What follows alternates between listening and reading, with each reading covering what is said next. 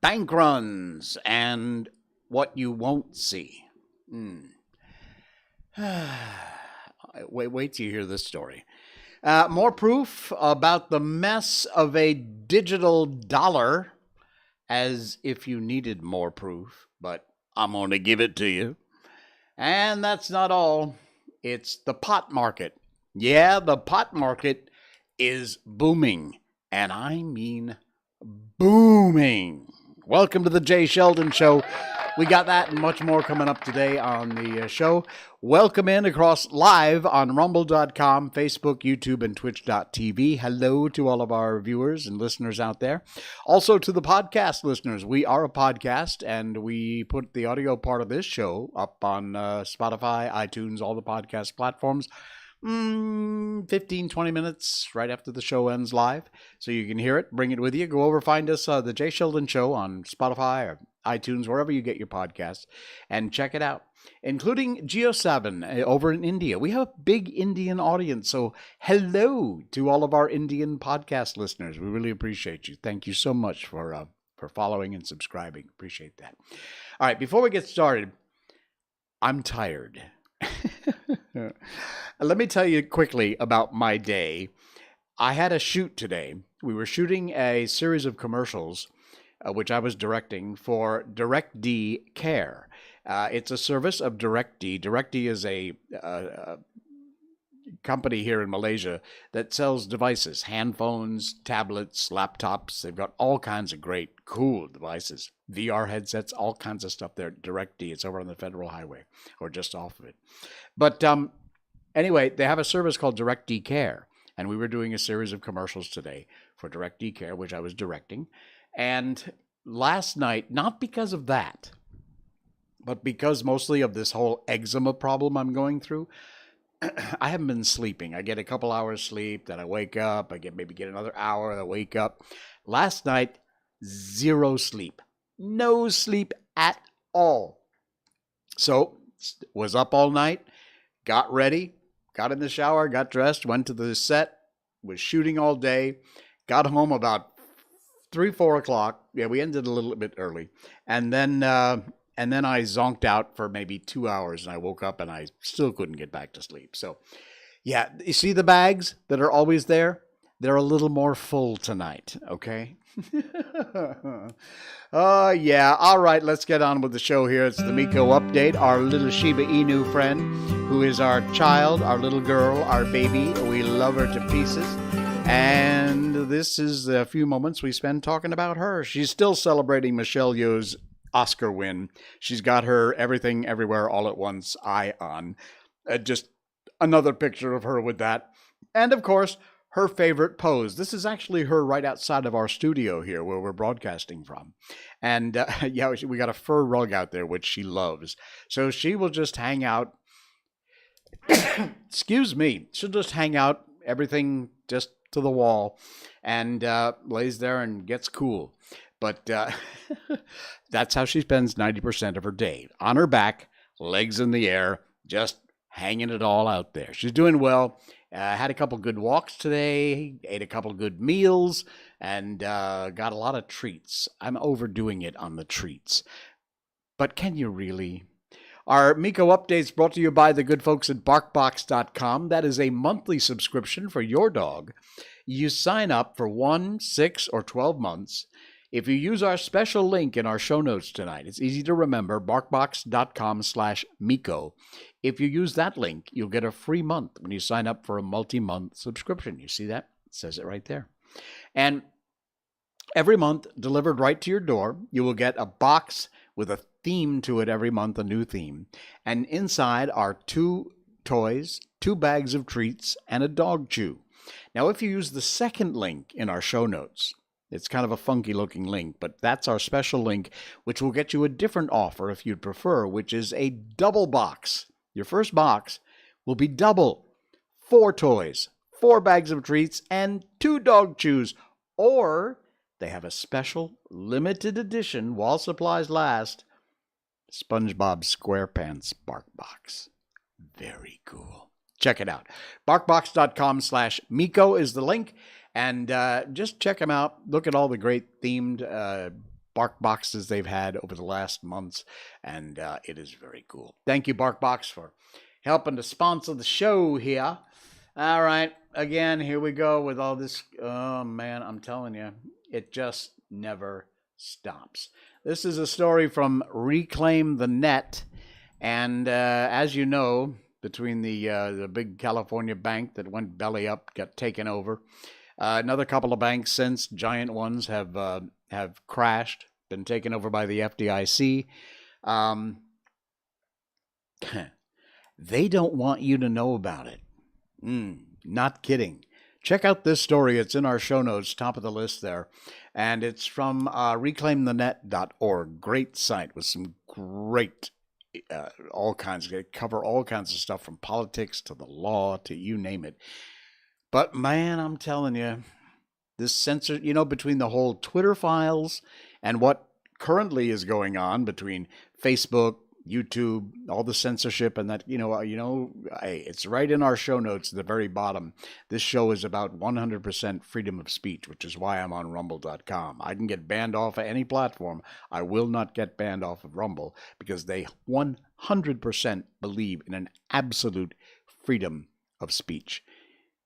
Whatever it is, you're left wing, you're right wing, you're a crazy lunatic, you're Alex Jones, whatever it might be, you can say as long as it's within the bounds of the law, not promoting violence, you can say whatever you want. All right, check this out. Senator Mark Kelly inquired about social media censorship to curb bank runs. You know, what happened back during the last big time when all the banks crashed is that everybody went to grab, it's called a bank run, where everybody runs to the bank to pull out their money. During a Zoom meeting, who's that? Serena Lee. Oh my goodness, you're back. They didn't ban you, huh? Or they let you out of jail? Great to have you, Serena. Thanks. Love you. All right. During a Zoom meeting with the Federal Reserve, Treasury, the FDIC, the House, and the Senate, on Sunday, while talking about the Silicon Valley Bank collapse in an emergency conference call, which was led by Chuck Schumer, the president of the Senate, Senator Mark Kelly, Democrat from Arizona, reportedly inquired about the possibility of censoring social media to avoid a bank run. You know how the FBI was in bed and employed Twitter back before Elon took over to basically censor whatever they didn't want you to hear? Yeah.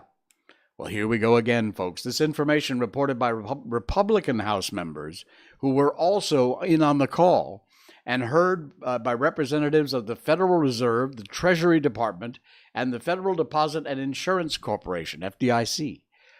Just got off a Zoom meeting with Fed, Treasury, FDIC, House, and Senate. Kentucky Congressman Thomas Massie tweeted, a Democrat senator essentially asked whether there was a program in place to censor information on social media that could lead to a run on the banks.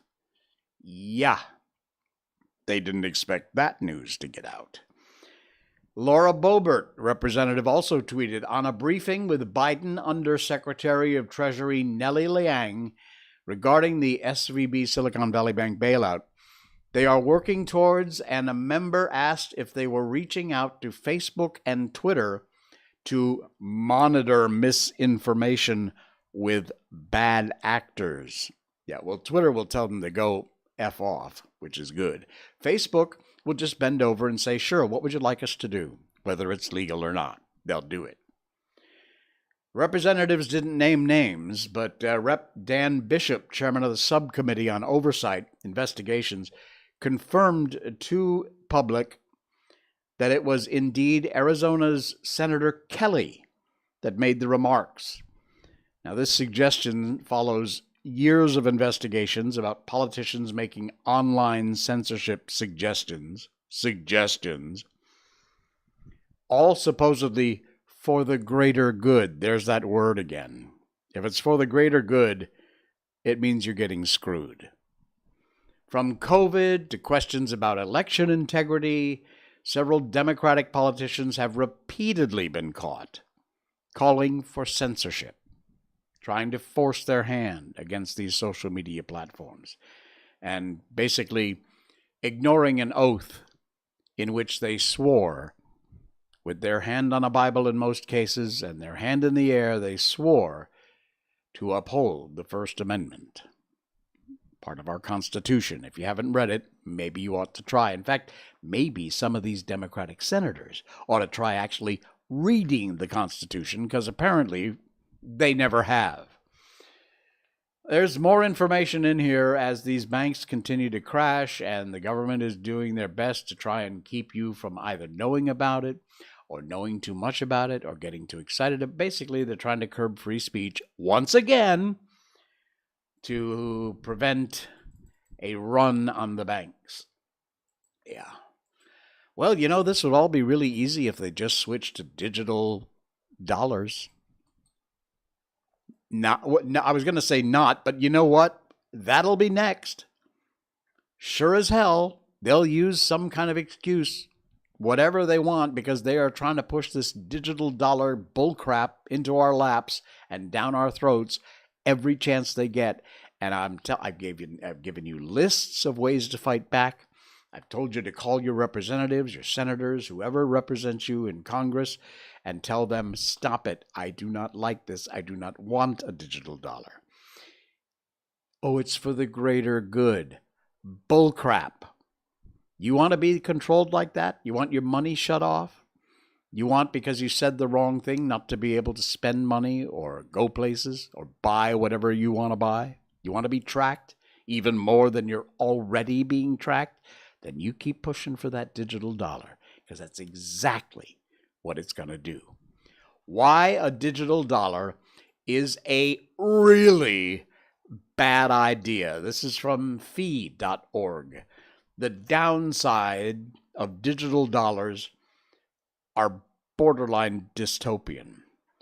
A widespread embrace of Bitcoin and other currencies, cryptocurrencies, has left a lot of government bureaucrats feeling kind of left out. And in a bid to get in on the action, a lot of governments have floated the idea of this CBDC, central bank digital currency, which is basically government-issued cryptocurrency. It uses blockchain technology. Biden directed the federal government to explore this idea. And new reporting suggests the Biden administration may soon press forward with efforts to create a so-called digital dollar. Here we go, folks. The U.S. Treasury will advise the federal government to press forward to work on issuing a digital dollar, though it should only take the final step if there's a sign-off that the government-created tokens are in the national interest.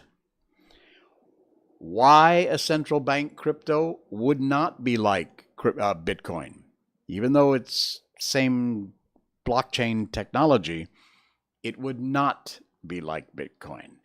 Any digital currency that uses blockchain technology, now this doesn't get too funky or wonky, so just stay with me.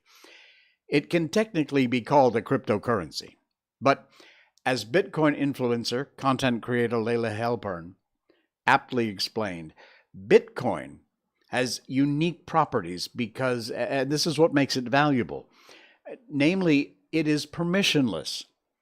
Anybody can use it. Anybody. You, me, whoever. However you want. And it is decentralized, meaning there's no central authority that controls the currency. This latter part is especially important. No central authority that controls a digital currency, which is the case with Bitcoin, not the case with a central bank digital dollar. No one can increase the supply of Bitcoin beyond its predetermined mining schedule. No one can arbitrarily erode its value like the U.S. government's done with the dollar through money printing. And you print up a whole bunch of money and you're controlling the value of the dollar, which means as The money they print goes up and the amount of products we produce goes down. Duh. Economics 101, folks. However, a central bank digital currency would be neither permissionless nor decentralized. So most of the benefits of a cryptocurrency that Bitcoin offers and the value that comes with it isn't on the table when it comes to cryptocurrency. So don't let anybody tell you, oh, it's the same as crypto. It's not. In big ways, it's not. The digital dollar, just kind of useless. That wouldn't be the end of the world, but it's much worse than that. A central bank digital currency would offer none of Bitcoin's benefits. It would offer governments new, unprecedented ways to control you. What did I just say? What you buy, where you go. To call the idea rife for abuse is an extreme understatement. Central bank digital currency would allow the government to track every single thing you spend money on. And it could easily, very easily, click of a mouse, restrict what you are able to buy, where you're able to go, buy plane tickets, even bus tickets, whatever. Use ride-sharing services, one of those apps, Grab or Uber or whatever. You can just be denied it. If they don't want you to leave your house, click, can't do it. You want to buy gas for your car? Nope, sorry, can't do that. For whatever reason they decide, they just don't like something you posted.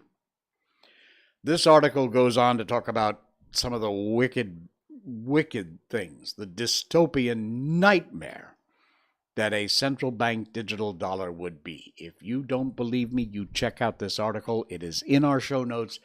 It is a must read. It is a must read. You got to know about this, folks, because it's beyond scary. Beyond scary. All righty then. Where are we going from here? I know where we're going from here. We're going to tell you about one of our sponsors, Brickhouse Nutrition. They're popping up right now. Brickhouse Nutrition is the site. The link is in our show notes. It's right at the top of our show notes, in fact. They're one of our sponsors. And among their many amazing products is one of my favorites. It's called Field of Greens. That's this one. Folks, fruits and vegetables are the key to healthy living. If you're going to get healthy, you're going to improve your health, you got to eat your fruits and veggies. Come on. Your mom told you that. Your grandma told you that. Fruits and veggies, the anchor of any healthy diet. But the problem is, you got to go buy them. They're hard to cook. They're hard to prepare. You know, they go off. They're perishable. How many times have you bought fruits and vegetables, even in your crisper drawer, and by the time you get around to getting back to them, they've gone off? Field of Greens, this product right here, is a science-backed formula of specific, healthy, wholesome fruits and vegetables, ground all up into an amazing tasting powder. They're really tasty, come in different flavors. And you just mix it in with your favorite drink. Mix it with water if you want, or green tea, orange juice, whatever. Real USDA organic fruits and vegetables. They're not extracts. If you look on the back of the package, it doesn't say supplement facts. It says nutrition facts, because these are real USDA organic fruits and vegetables. They're not extracts. As I said, amazing flavors. Comes in some great tasty flavors. You will love it, and it is so good for you. Next time you go to your doctor, you know, your doctor's going to say, I don't know what you're doing, but keep doing it. It'll be because of this. You get your fruits and vegetables. You know you need them. You know you need them. But you also know it's a pain in the butt to buy them, prepare them. They go off. They're perishable. Field of Greens from Brickhouse Nutrition. Use the special link in our show notes. It'll get you an amazing offer from Brickhouse Nutrition and the good folks here at the Jay Sheldon Show. All right. Thank you, Brickhouse Nutrition. Appreciate that. Let's see what else we got cooking tonight. Oh, man, I'm telling you, it is insane. The amount of stuff we got going on. Oh, yeah, Washington State. If you live in Washington State, move. think I'm kidding? Check out this article. This is beyond scary. This is from the Post-Millennial. Yes, sign up for the Daily Brief. Washington moves to become the latest sanctuary state for child sex changes. I'm not kidding. There's a Senate bill, 5599, which would allow shelters or host homes, listen carefully, listen to this.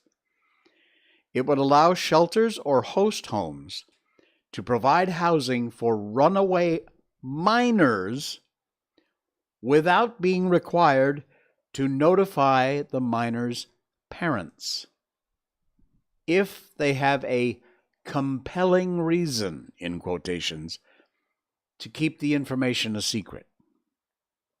This is unbelievable. As usual, no surprise here, Democrats in Washington State Senate passed a bill Wednesday night. They passed it.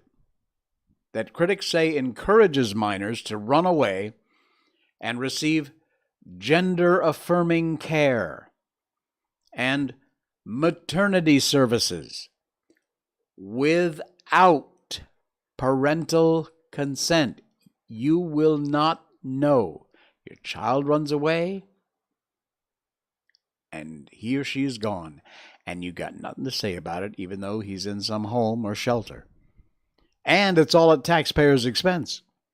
It's sponsored by far-left moron Democratic Senator Marco Lias, I guess.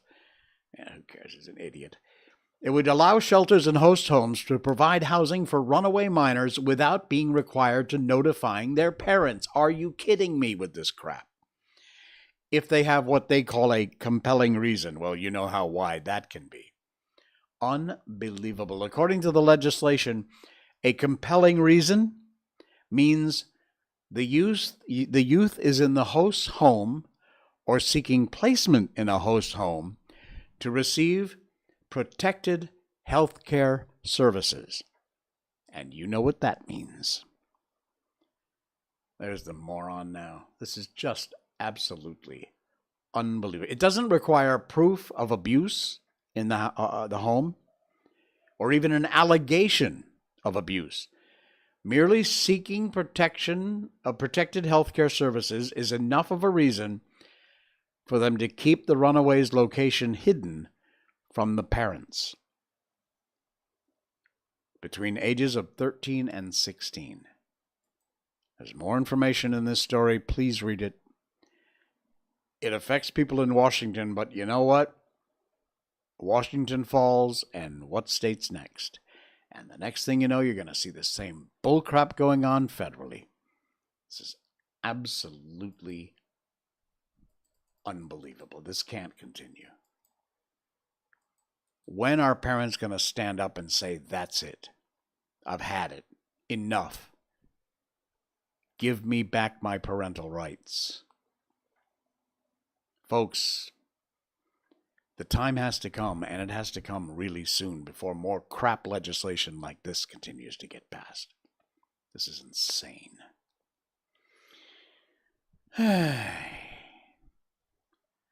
Pot. Cannabis. Do you have any idea how much Thailand has made from the marijuana market? Yeah, it's a lot. And we're going to tell you about it coming up in just a bit.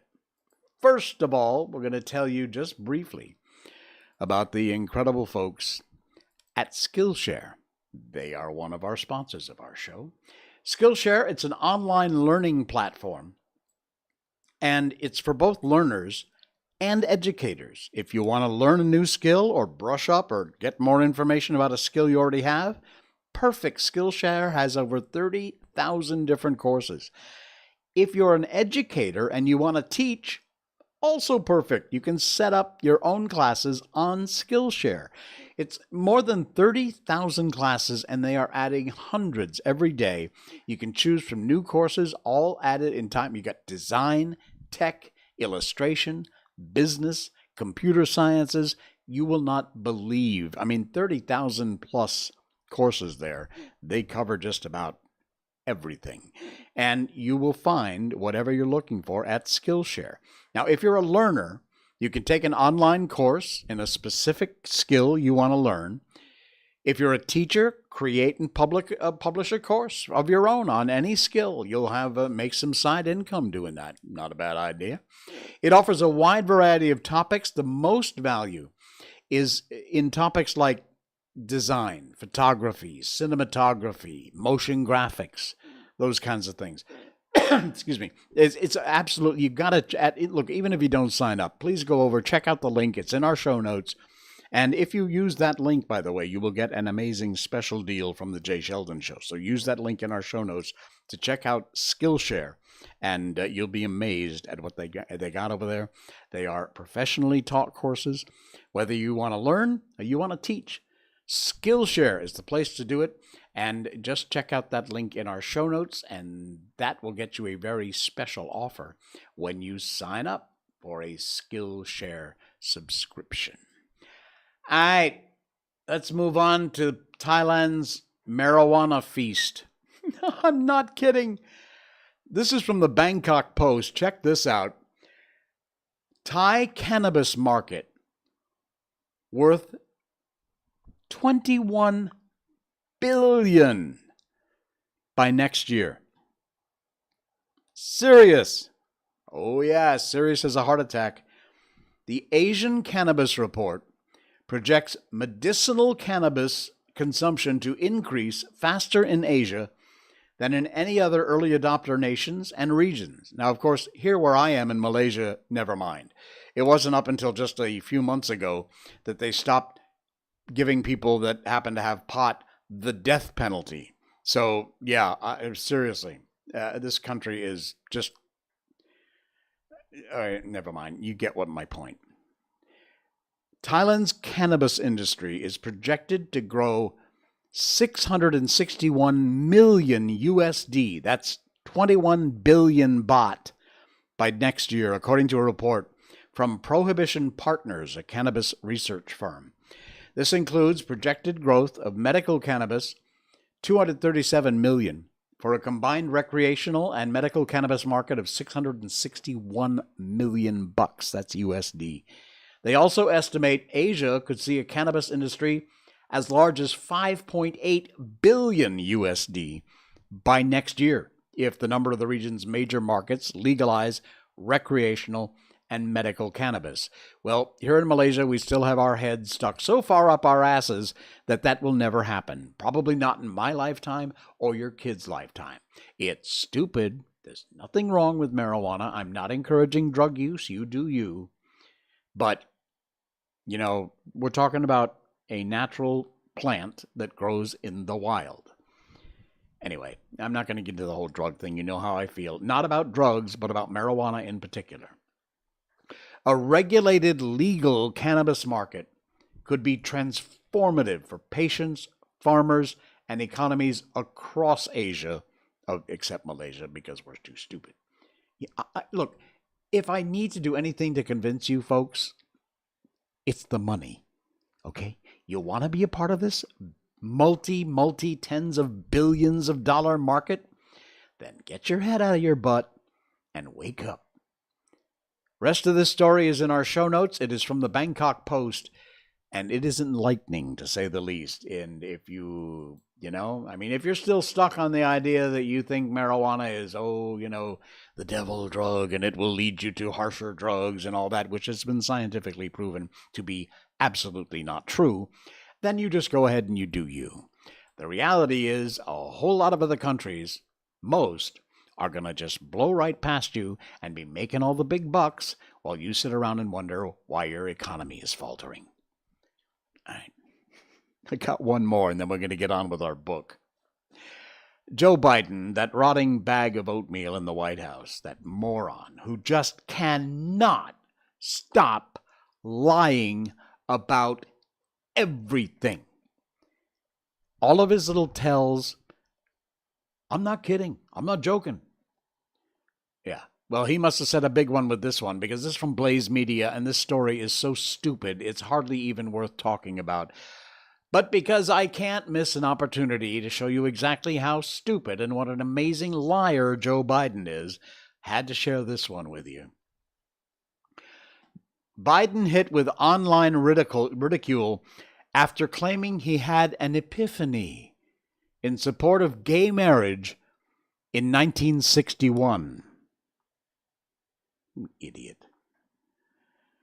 Biden made a bizarre claim about his support for gay marriage, which he opposed for years and years. His critics pounced on the comment to mock and ridicule the Democrat. Good. He made the claim during an interview with actor Kal Penn, who was guest hosting The Daily Show on Comedy Central. Penn asked Biden to explain his evolution on same-sex marriage, and he launched into a story from the 60s. I can remember exactly what my epiphany was, Biden says. I hadn't thought much about it, to tell you the truth. And I was a senior in high school. My dad was dropping me off. And I remember I was about to get out of the car, and I looked to my right, and two well-dressed men in suits kissed each other, Biden claimed. They gave each other a kiss, and one went, and he looked like he was headed to the Department of Undecipherable Building, and the other looked like he was headed to the Hercules Corporation, he added. I'll never forget. I turned and looked to my dad, and he said, Joey, it's simple. They love each other. That's according to what Biden said. It's simple. Now, here's the catchphrase. I'm not joking. It's simple. They love each other. He concluded, and it's never been. It's just that simple. What's the problem? Well, Penn, who happens to be gay, did not push back on Biden's story during the interview. But a whole lot of social media folks did, pointing out that Biden's long history of policy positions has been diametrically opposed to his supposed epiphany about same-sex marriage while he was in high school. So he's basically admitting that he lied about a moral conviction for the next 5 decades. Also, the idea that he was thinking about gay marriage in 1960-61 is really just stupid. It will never not be weird that Biden simply lies about stuff like this constantly, all the time. He voted for a Defense of Marriage Act in 1996, openly saying that marriage should be between a man and a woman. Over a decade later, there's a 2006 clip, Meet the Press, where he says exactly that. Ben Shapiro of the Daily Wire says, yes, I'm sure he started supporting gay marriage in, checks calendar, 1960. Then he slapped a rainbow flag on my school satchel that another LGBT ally gave him during World War I, joked Mary Catherine Ham. And Joe Walsh said, this just is not believable. 1960-61. Public displays of affection like that were not a thing. He's lying, folks. He always lies. That's what he does. He lies. Since he can't do anything else, he lies. If you want to read the whole story, it's there. It's from Blaze News, and it is in our show notes tonight. You can check that out. All right. Ready for some book? Ready for some novel ideas? Or novels, anyway. We've been reading White Fang. The last part of our show, we read books on this show. We've done all kinds of amazing books from Peter Pan, Wizard of Oz, Little Prince, Alice in Wonderland. And right now we've been doing White Fang. We're at part 4, I think. We just got another 2 parts to go. Each part has different chapters. And we read a chapter or a part of a chapter every night when we do this live broadcast, Mondays, Wednesdays, and Saturdays here on Rumble.com, Facebook, YouTube, and Twitch.tv. So we will continue on here. Let me just find out where we're going. There we go. And it is from part 4, the beginning of Part 4, Chapter 1, The Enemy of His Kind, from Jack London in 1906, and White Fang. Had there been, in White Fang's nature, any possibility, no matter how remote, of his ever coming to fraternize with his kind, such possibility was irretrievably destroyed when he was made leader of the sled team. Well, for now the dogs hated him for the extra meat bestowed upon him by Mitza, hated him for all the real and fancied favors he'd received, and hated him for that he fled always at the head of the team, waving his bush of a tail and perpetually retreating hindquarters, forever maddening their eyes. And White Fang, just as bitterly, hated them back. Being sled leader was anything but gratifying to him. To be compelled to run away before the yelling pack, every dog of which for 3 years he'd thrashed and mastered, was almost more than he could endure. But endure it he must, or perish, and the life that was in him had no desire to perish out. The moment Mitza gave his order for the start, that moment the whole team, with eager, savage cries, sprang forward at White Fang. There was no defense for him. If he turned upon them, Mitza would throw the stinging lash of the whip in his face. Only remained to him to run away. He could not encounter that howling horde with his tail and hindquarters. These were scarcely fit weapons with which to meet the many merciless fangs, so run away he did, violating his own nature and pride with every leap he made, and leaping all day long. One cannot violate the promptings of one's nature without having that nature recoil upon itself. Such a recoil is like that of a hair made to grow out from the body, turning unnaturally upon the direction of its growth and growing back into the body, a rankling, festering thing of hurt. And so with White Fang. Every urge of his being impelled him to spring upon the pack that cried at his heels. But it was the will of the gods that this should not be. And behind the will to enforce it was the whip of caribou gut, with its biting 30-foot lash.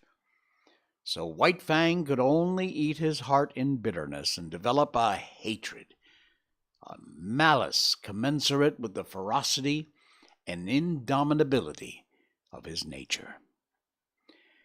If ever a creature was the enemy of its kind, White Fang was that creature. He asked no quarter, gave none. He was continually marred and scarred by the teeth of the pack, and as continually he left his own marks upon the pack. Unlike most leaders who, when camp was made, the dogs were unhitched, huddled near to the gods for protection, White Fang disdained such protection. He walked boldly about the camp, inflicting punishment in the night for what he'd suffered during the day. In the time before he was made leader of the pack had learned to get out of his way. But now it was different. Excited by the day-long pursuit of him, swayed subconsciously by the insistent iteration in their brains of the sight of him fleeing away, mastered by the feeling of mastery enjoyed all day, the dogs could not bring themselves to give way to him. And when he appeared amongst them, there was always a squabble, his progress made mark by snarl and snap and growl. The very atmosphere he breathed was surcharged with hatred and malice. This but served to increase the hatred and malice towards him. When Mitza cried out for his command of the team to stop, White Fang obeyed. At first this caused trouble for the other dogs. All of them would spring upon the hated leader, only to find the tables turned. Behind him would be Mitza, the great whip singing in his hand. So the dogs came to understand that when the team stopped by order, White Fang was to be left alone. But when White Fang stopped without orders, then it was allowed for them to spring upon him and destroy him if they could. After several experiences, White Fang never stopped without orders. He quickly learned it was in the nature of things that he must learn quickly if he were to survive the unusually severe conditions under which life was vouchsafed him. But the dogs could never learn the lesson to leave him alone in camp. Each day, pursuing him and crying defiance at him, the lessons of the previous night were erased, and that night would have to be learned over again, to be as immediately forgotten. Besides, there was a greater consistency in their dislike of him. They sensed between themselves and him made a difference of kind, caused sufficient in itself for hostility. Like him, they were domesticated wolves, but they had been domesticated for generations. Much of the wild had been lost, so that to them the wild was unknown, the terrible, the ever menacing and ever warring. But to him, the appearance and action and impulse still clung to the wild. He symbolized it. It was personification, so that when they showed their teeth to him, they were defending themselves against the powers of destruction that lurked in the shadows of the forest and in the dark beyond the campfire. But there was one lesson the dogs did learn, and that was to keep together. And we will continue with this chapter coming up on Saturday night. All right. Man, I love this book. It is so cool. White Fang, originally published back in 1906 by Jack London. All right, that's going to do it for us tonight. Thanks so much for popping by. Please be sure to click on that follow button. It's right down there. Just click follow. It's free. It doesn't cost you a dime, and it helps the show out a ton. I really, from the bottom of my heart, thank you so much. Just give us a follow or a subscribe or a like or share or whatever. But follow, most important of all, the button's right down there. I will see you again Saturday night, and that's it. This has been the Jay Sheldon Show. Good night.